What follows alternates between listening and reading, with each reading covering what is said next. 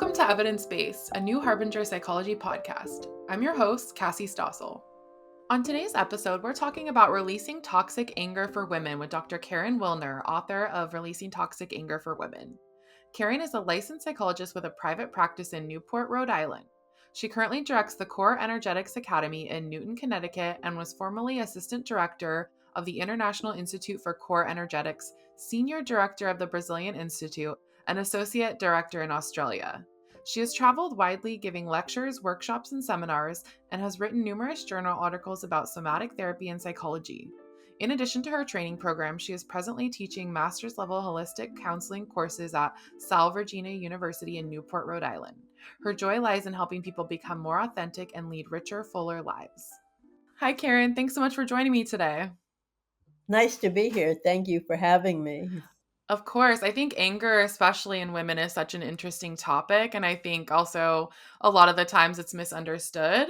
So I thought we could start off by talking about what is the difference between destructive anger and healthy anger? Well, destructive anger destroys, and in the case I call it this toxic anger. But what it does is, for the person who has the anger, it destroys your health. It's very much involved in cancer for women and heart disease and other autoimmune diseases. Certainly, it destroys or causes relationships to deteriorate. People lose trust. They fear someone whose anger is unpredictable and scary. And then finally, it creates low self esteem because there's often a guilt factor that follows, and it can even turn into self hate. Yeah, and the concept of healthy anger was really interesting to me. What does that look like?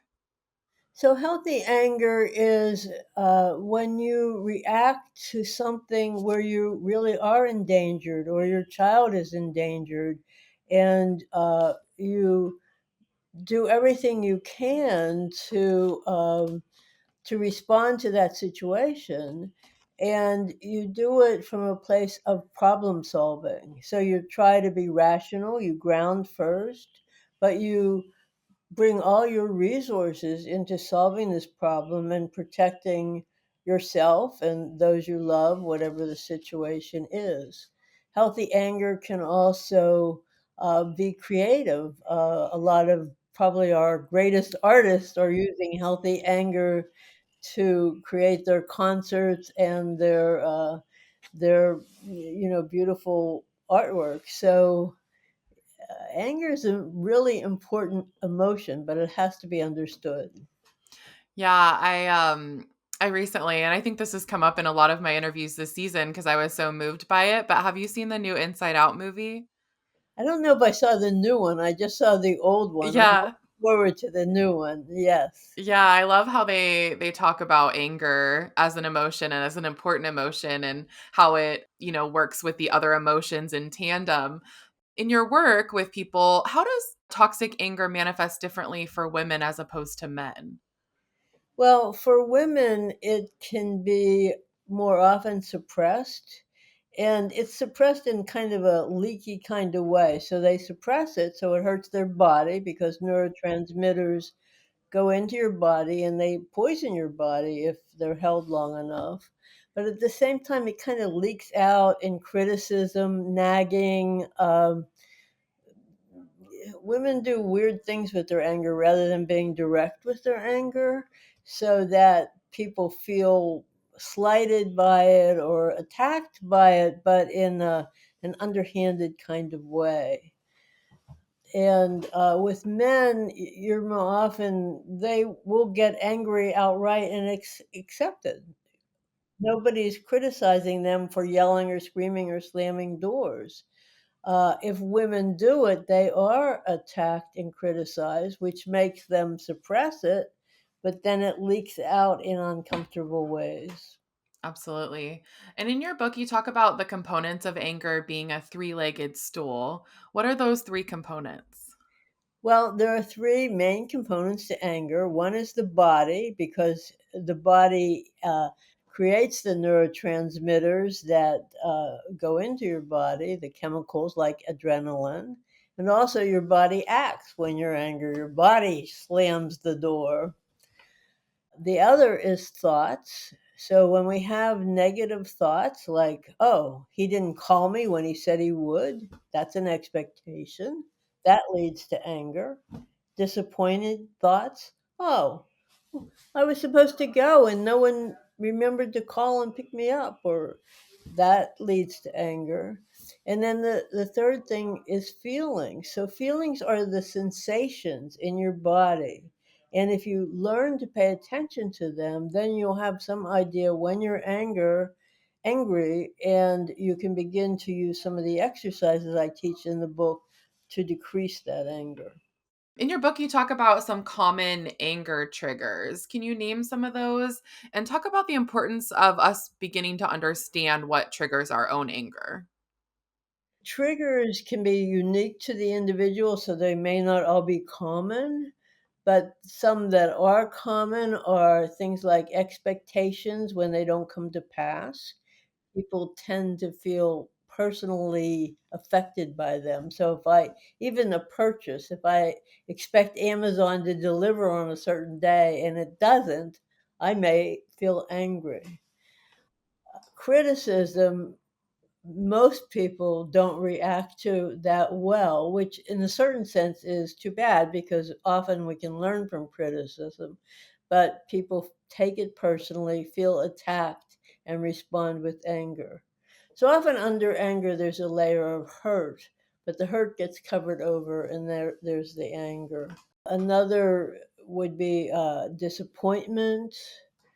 Things like parents, if their child says, I hate you, mommy or daddy, that would be a trigger because here you're doing everything possible for your child and you hear, I hate you. So things like that would trigger anger. And then everyone has their unique situations because of events that have happened in their lives. Why is it important for us to pay attention when we're triggered? Like, how can understanding our triggers help release the anger? Well, I mean, there's release in the release. The idea of my book is to release anger from the muscles in your body so that that actually you're not so much releasing anger as you're releasing the energy of anger. Anger is a very heavy, toxic kind of energy. And it gets stuck in the muscles. So the idea is to release and relax those muscles so that energy flows throughout your body. It actually flows in a figure eight through your body. So that kind of release is healthy because it moves into your body and we move it down toward the ground, and the ground represents reality. What we don't want to do is release it in the way that anger, when you're highly aroused, wants to go. It wants to come up through your body, up into your head, and then make you shout and scream and do something that's scary to other people and makes you feel foolish in the long run. That's particularly for women. As I said before, men can get away with it. Right, exactly. What are the types of anger and how can you identify your own type? Right. Well, there's several ways of looking at anger. The three types I wrote this book thinking about were aggressive anger, where people are screaming and yelling and hurting other people, even if that's not what they want to do. Suppressed anger, which goes into your body, and then passive aggressive anger, where you say you're not angry, but you do things to you try to get away with. They actually may cause harm to someone, but it's like you didn't do it. So that's passive aggressive. You're getting someone without being called out on it. Now, in this book, I also talk about some body types that reflect anger. So there's the aggressive person, and that anger often goes up into the head. So it's that body type might even have broad shoulders or something like that. And that type of anger is I'm right, you're wrong, my way or the highway. The suppressed anger is someone who's the good girl or the good boy. They want to be liked, so they're going to hold it all in, and that's going to leak out somewhere, somehow. But right now, they're holding it all in because they don't want anyone to know they're angry. They grew up in a home where they weren't allowed to be angry. Anger was wrong, so it's all in there, very tightly compressed. And that body type might even be muscular, holding on to stuff. And then another type would be the perfectionist. This person gets angry but doesn't want to be seen as angry, but they want to be seen as rational, logical. They're perfectionists. So when they're angry, they may whisper and say, I really didn't like what you did. So you get this kind of anger with a cover on top of it from the perfectionist. And then we have other types, like people who just lose it. They don't even know why. It's like their body got flooded over with energy and they couldn't contain it. So they screamed and yelled, and then it's gone in a minute. So those are some of the types that I cover in the book. And hopefully people readers can find where they fit, and then use the exercises that go with the types to change how they deal with anger and transform it. Yeah, it's really interesting. Before I read your book, I didn't necessarily think of passive aggression as anger, but it makes total sense. Yeah, well, even the word aggression, is there. Yeah, I mean, I remember I was living in Philadelphia at one time, and a neighbor or somebody put a note in my mailbox without claiming who they did. Take better care of your sidewalk when it snows. I guess it had just snowed, and I hadn't gone out quickly enough for this person to shovel. So it's that kind of thing where it's anger, but I'm going to get away with not claim, not directing it in a clear way. Yeah, exactly. And so obviously the basis of a lot of your book is that release, that physical release of anger from your body. So how can somatic practices help convert that negativity into positivity? For me, it's a really exciting process. So anger has a low vibration. It's dense, heavy energy, and it kind of gets stuck in your body. So if you move, and it can be something like just dance. My suggestion would be to get like a drumming music or something, and even create a war dance. So make it fun. Um, but it can be any kind of movement. It can be running in place, setting a clock, run in place for a minute or two as fast as you can. It has to be fast movement. That's the only thing. Some of my clients like to punch, so they'll buy these punching bags off Amazon or someplace and punch away. There are two issues. One, you never ever do this toward another person, and even toward pets. When I work with anger, I put my dog in another room. You really want to protect and make it safe for everyone in your home. In fact, if there are other people there, tell them I'm working with my anger. It's not about you. And then you can move that energy. You can use the word no while you're moving it. You just want the faster you move, the higher the vibration is. When you're finished, there are two things. I want that you need to ground, so you're going to bend over into a forward bend, or you're going to do some squats, anything to bring the energy down toward the floor, toward the ground. And then you're going to think about the person or situation that triggered this anger, and you're going to send them a positive thought. So you're going to move this energy so it's no longer clogging your body. You're going to ground it, bring it down toward the ground. You can even imagine it going into the ground, and then you're going to think a positive thought toward the situation or the person. I like that. And since we're talking about grounding, can you talk about more how that does release the anger and what are some other types of ways you mentioned, doing the forward fold? What other techniques do you recommend for grounding? Well, grounding is mainly done through the legs and the feet. So you want the forward bend thing is really important because it you can put your fingers on the ground. You can bend your knees enough to get your fingers on the ground, so your feet and your hands on the ground, and then you're just sending everything down toward the ground. If you don't want to do a forward bend, you can just stand up straight, but really press your feet hard into the ground and imagine roots growing out of the bottoms of your feet, deep, deep into the ground.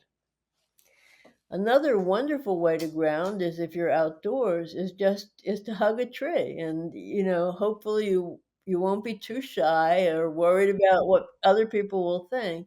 It's the most wonderful experience in the world to hug a tree and have your feet on the ground near that tree, so you just really feel one with the earth. So grounding means in reality, it means being present, means I'm in the here and now. I'm not in the past, whatever made me angry, or the future, my worry about what's going to happen next.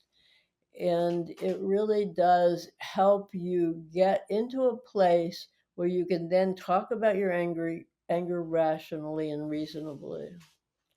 Karen, I just spent a week grounding in the sand in the ocean in Mexico, and it was wonderful. That is really great. So, also, one thing that's interesting too is when we're angry, we might detach from our body. Why is that? And what's happening internally that's causing that detachment? Right. So there's two things that can create a detachment. Now, not everybody does this. This is rarer in a sense. But for people that detach, it's because their body gets flooded with energy. So there's too much energy, and it's so uncomfortable to them because they're not used to having that much energy. They actually detach or disassociate and leave their body. So that can happen to, well, actually one of the types I decided, one of the subtypes I describe in the book that will happen to, they flood. The other time, people may not know that they're angry, but where they detach is when people are terrified. So when you're terrified, if you've suffered some kind of a trauma, abuse even, your body freezes like a deer caught in the headlights, and you detach under that kind of scary emotion. It's like shock. The healing to that brings people back. We have to move through the terror, but when we move through the terror, we get to a place of anger because there's anger at the perpetrator or the situation that led to that detachment. So that would be the other place that people leave their body. And is that detachment, I guess so, I know dissociation, but is the detachment always similar to dissociation, or can the detachment be that you just don't feel grounded? I think most of us live our lives not feeling grounded, so I'm not Mhm. all that detachment. I'm gonna call this normal.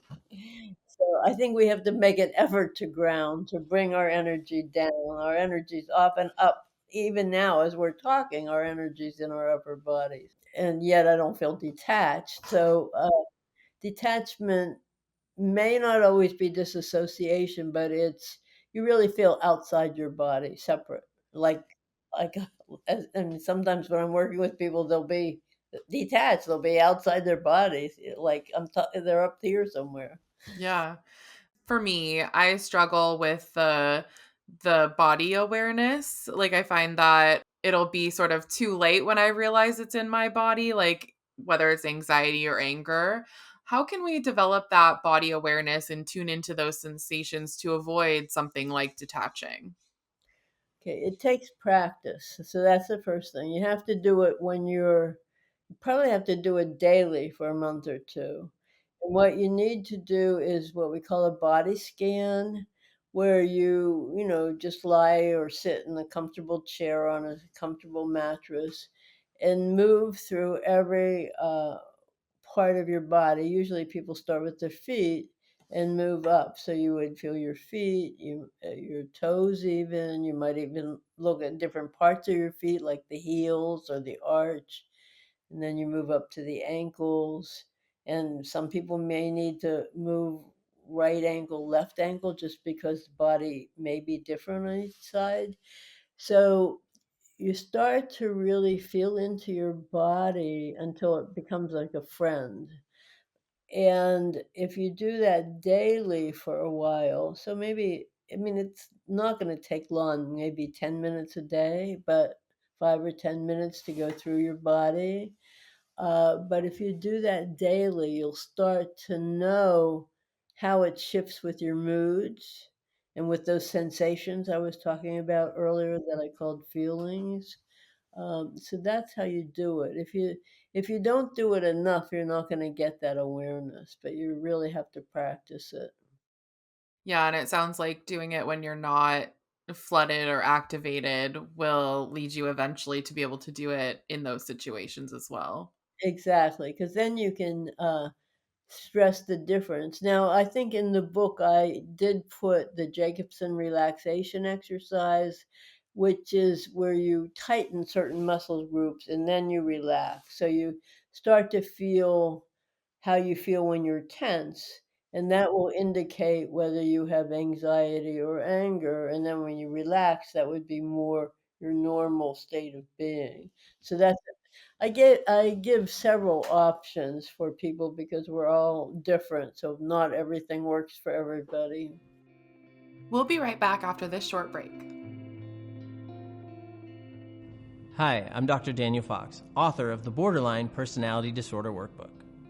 When you first are diagnosed with BPD, or you're first told that you may have borderline personality disorder, it can be very frightening and overwhelming because we have these ideas of what this disorder is, and you can feel trapped within it, trapped within this view or perspective of this thing that feels bigger than you and bigger than life. But the reality is that this is a disorder that can be managed, and that learning adaptive strategies can help you control it and do your life differently so that you determine the course of your life, not your BPD. To learn more and to sign up, go to bpdcourse.com. New Harbinger online courses, self-help for everyone. You talk about uncovering the root of our toxic anger in your book. What are some tools or practices that you recommend for someone trying to explore what that root is? Well, what I like to do is draw. Now, you don't have to be an artist to do this, but if you can try to draw a picture of the first home that you can remember. So maybe you remember a home that you lived in when you were 2. Someone else may memory only goes back to 5. Or you draw your elementary school, or you even draw a picture of your first grade teacher, or you draw your family when you were 4 years old. Even if you're just doing stick figures, those pictures, then you start associating with them, and then you get some early memories back. So that's one thing to do. Another thing to do is just write some sentences down, like, and again, you're going all the way back. You want to try to get your memories from before 6 years old. So you say, the person who was scariest in my life before 6 years old was my Uncle Harry. And that's true. My Uncle Harry was scariest to me before I was 6 years old. So you try to kind of get into the early brain when it was forming, because most mental health issues come from between the ages of 0 or in the womb and 6 or 7 years old, because that's when your brain got formed. We hold on to those early memories. Our frontal lobes weren't very active at that time. So that's where the emotional brain comes in, and that's where anger is, the limbic system. Yeah. And one concept you talk about that I thought was interesting is negative masks. Can you say more about what those are and how to sort of unmask them? Okay, so I see mask in two different ways. Anger itself is a mask, and what it masks is fear. A lot of people don't want to admit they're frightened, and also a mask of a hurt. Some people don't want to say, I'm hurt or I feel hurt, too vulnerable. So anger can become a mask, and it's so people are angry and being destructive to other people and to their relationships because they're not saying, I'm frightened or I'm hurt. The other kind of mask is people don't want to admit they're angry. So we have people who mask their anger, and how they do that is with humor. Sometimes, the comedian with the sharp edge, sarcasm can be a mask. The nice, good girl, I'll do anything for you, let me help you, can be a tremendous mask for people. Addictions are a mask. I mean, workaholics, sex addiction, alcohol, drugs, they can all mask anger. So it's important to really help people find their anger, whether their anger is masking other feelings and help them get to those other feelings, or whether they're masking their anger and they need help identifying it. Yeah, and I think with anger, one thing that's really challenging is communication when you're angry or flooded. What are some ways that you recommend for someone to communicate that anger in a positive way? Okay, so that's really important. So, what I would say to women in particular is when you want to communicate your anger, you really try not to blame someone because that's going to backfire, or judge or criticize. So, a couple of ways that can be helpful that seem to work is something called the strength sandwich, where you say something positive, then you say, here's the problem, I'd like you to do this differently, and then you give another strength. So it's positive, negative, positive. Another thing I really like is taking 50% of the responsibility. So I'm upset that you weren't home for dinner on time, and I made this really nice meal and you weren't here, but I have to take responsibility for it because I really wasn't very clear about how important this was to me that you be here. So I can see where you might have misunderstood my intention. So taking some responsibility is very helpful. uh, and listening, being a good listener to the other person's side, and even, this may seem strange, but even thanking them. So, I don't agree with you, but I really thank you for sharing your opinion, and here's mine, and we're a little bit of distance from each other, but I think we can find a way to get through this and make this work. So having a positive approach to it. You really want to get away from seeing anger as a way to punish someone else because they didn't do it the way you thought they should, or bring them down. Rather than seeing it as a weapon, you want to see it as a way to build a bridge. Mhm.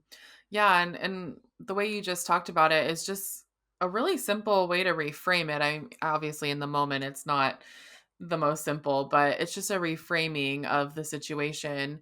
And I think those three that you just offered are such powerful ways. Like I can exactly the situation of taking 50-50 responsibility. I find that my husband and I do that where one of us won't say what we were actually hoping was going to happen.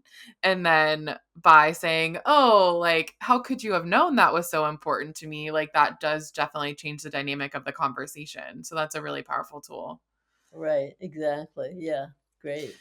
As we're getting toward the end of our conversation, I want to ask about radical forgiveness. And you have a big chapter on this in the book. And I wondered if you could talk about what that looks like and what it is. Forgiveness, before you even add the word radical, is about really to me, it's a very almost a spiritual thing, or certainly consciousness. What you set down, you sit in meditation, possibly, or prayer, with the intention or the purpose of forgiving. And it could be forgiving your abuser, or it could be forgiving, even a situation where there was no abuse, but someone hurt you, or frightened you, or made you angry, or disagreed with you. Or it could be forgiving yourself for something you've done.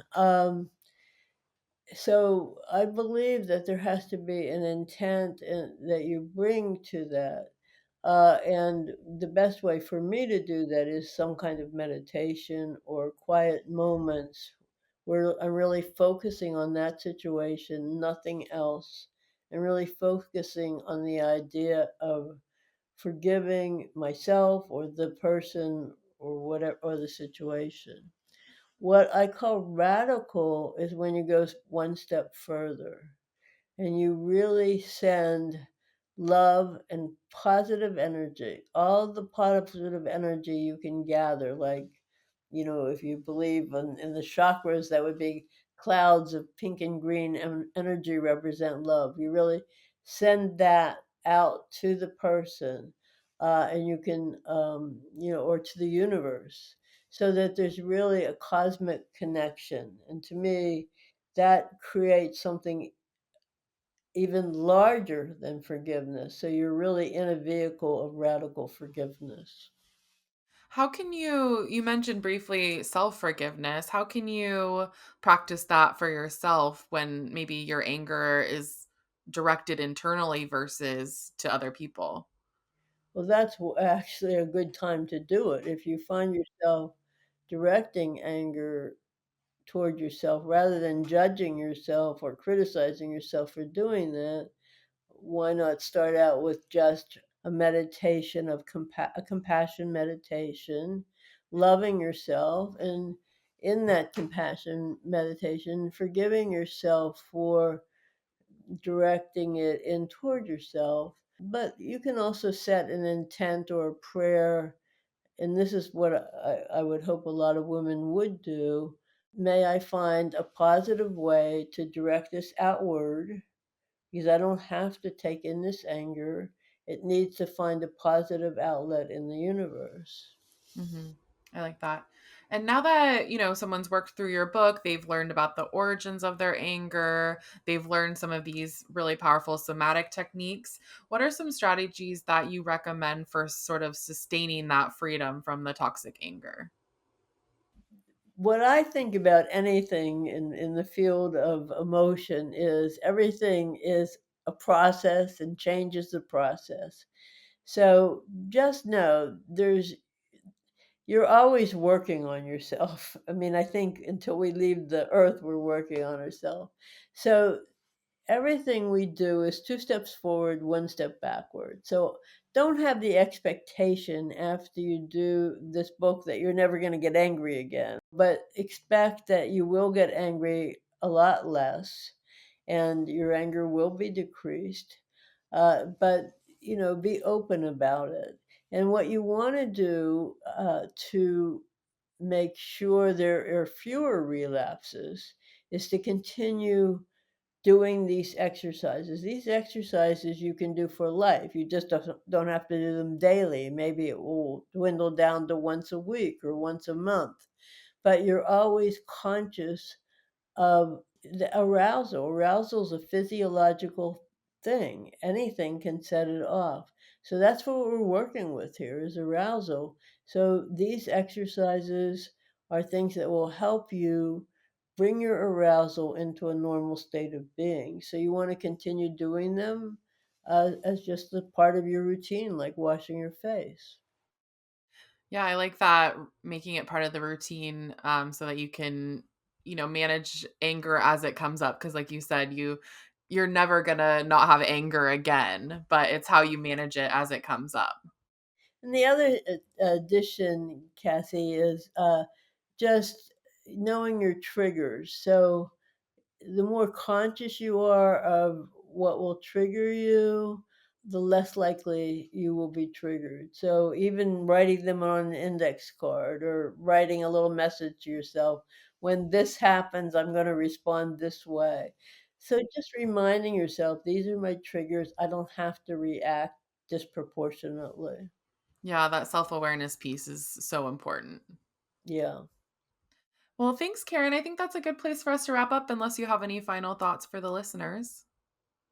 My only final thought would, I have two final thoughts. One is to love yourself, and the other is to use your anger to build bridges, not tear them down. Mm-hmm. So powerful.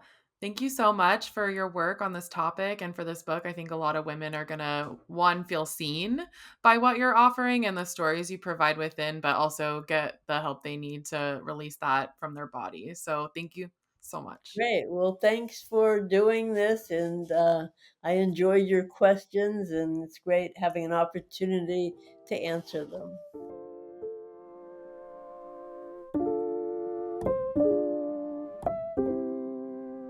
Discover powerful CBT and somatic practices to help you release toxic anger and find lasting emotional balance.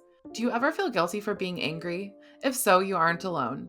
We live in a culture that doesn't support the open, assertive expression of anger among women. Women and girls are often taught that we are overreacting or just being too sensitive or unreasonable when anger arises. This bottled up anger can lead to inner criticism, self doubt, resentment, emotional avoidance, and conflicts with others. This repressed anger can also cause a ripple effect through the body, affecting our heart, brain, nervous system, immune system, and gut.